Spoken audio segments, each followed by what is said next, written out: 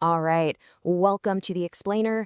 Today we are cutting straight through all that retail speculation and hype, and we're going to master the actual basic, intermediate, and advanced frameworks that high finance uses to evaluate digital assets. We're moving way past the mainstream headlines to look directly at the real mechanics of the market. Okay, here's our roadmap for today's masterclass. We'll be looking at adoption and network effects, tokenomics and supply dynamics, liquidity and market depth, narratives and institutional capital, and finally, the core axiom. Let's get right into it. Section 1. Adoption and network effects. We are moving way beyond the crypto hype here to define what actual adoption really means. So to really grasp adoption, we've got to look at the underlying math. You see, blockchains thrive purely on connection. It's all about Metcalfe's law, which basically tells us that a network becomes exponentially more valuable as more people use it. Think about the telephone, right? One phone is literally useless, but millions of interconnected phones? That makes the entire infrastructure absolutely essential. And that exact same dynamic is what protects and expands market share in the crypto space. Now, this brings up a really interesting question. Let's say a network doubles its active user base. Does its utility value just double? Like, if a blockchain jumps from 1 million to 2 million users, is it just twice as valuable? No way! Actually, the internal utility value increases fourfold. Since the value scales with the square of its users, a network's liquidity and its structural depth scale exponentially. It is not a linear curve. And this is exactly how the pros do it. Advanced analysts map these active addresses against historical valuations to spot deviations. If the price is way up here, completely detached from the user growth curve, well, you're looking at a bubble. But if active address trajectories are exploding upwards and the token's market cap is just sitting flat, that mathematical deviation is literally flashing a massive fundamental buying opportunity. There is a massive contrast between how retail and smart money view this activity.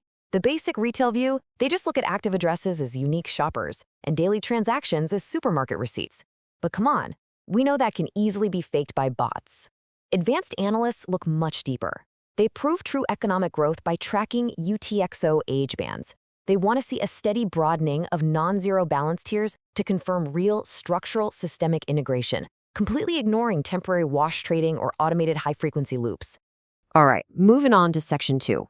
Tokenomics and supply dynamics. Let's look under the hood at the structural supply machine. So think about it. If early founders and insiders hold a massive concentration of tokens, let's say greater than 50%, retail investors are left completely exposed to structural market dumping. Advanced practitioners aren't just guessing here. They actually analyze this dumping risk right on-chain using the Gini or Nakamoto coefficients. A Gini coefficient closer to 1, that means a tiny little cluster of whale addresses completely controls the network's liquidity, and you do not want to be caught on the wrong side of that. To manage that risk, keeping a close eye on vesting schedules is absolutely crucial. Take a cliff unlock, where a massive chunk of locked tokens hits the market all at once. How does the smart money play this? Well, quantitative traders map out the early venture capital cost basis. If the current price is, say, 50 times higher than the original seed price, those VCs are definitely going to sell. Knowing this, sophisticated traders don't wait around. They set up complex delta-neutral short hedges like 14 to 21 days prior to the unlock date. This absorbs the institutional flow way before the massive cliff unlock officially tanks the market. Now, it's super important to separate the basic idea of inflation from the advanced reality here. On a basic level, sure, networks just print new tokens to reward their validators. But the advanced view, it tracks the ratio of real yield against emission-based dilution. Because look, if those newly printed tokens aren't backed by actual transaction fees generated from real protocol utility, well, the asset is mathematically guaranteed to suffer a massive decay in purchasing power over a multi-year cycle. It's just inevitable. Okay, Section 3, liquidity and market depth. Welcome to the capital playground. You hear a lot about total value locked, or TVL. Basically, it's the raw token value just sitting in DeFi apps. But honestly, raw TVL can be a highly deceptive metric, especially if the underlying asset prices are just inflating rapidly. So what do institutional analysts do? They look at adjusted TVL. They check the market cap to TVL ratio to spot overvaluation, and they strictly strip out native governance tokens that were just printed out of thin air. They want to see high-integrity assets in there, things like stablecoins and Wraps BTC, to find the protocol's true, real economic depth. But keep in mind, liquidity isn't just an internal thing. It is heavily driven by the broader macro environment. Crypto actually acts as this highly sensitive 24/7 barometer for global macroeconomic liquidity. It surges during quantitative easing, when central banks are turning on the printers, and it struggles during quantitative tightening. Advanced models even track the Global Liquidity Index, which combines the balance sheets of all the global central banks. And here's the kicker. Analysts closely watch the rolling 90-day inverse correlation with the DXY, the US dollar index. Generally, when the dollar is exceptionally strong, crypto drops. But when that inverse correlation suddenly breaks down, that signals a massive, massive structural shift. Moving to Section 4, Narratives and Institutional Capital. Let's take a hard look at the reality of smart money. A perfect example of how these narratives play out is AI. The basic retail market tends to buy these speculative whopper tokens simply because they act as high beta proxies to traditional tech earnings, like NVIDIA. But smart money, they filter right through the hype. They're looking for real decentralized physical infrastructure networks, DePIN. They're literally measuring the exact cost per teraflop of computing power and comparing it directly to AWS. They're looking for verifiable zero-knowledge proofs, like ZK snarks, just to ensure that decentralized machine learning is actually doing what it says on the tin. And this is where we see a really stark separation of powers in this market. Retail and institutions are operating in completely different universes.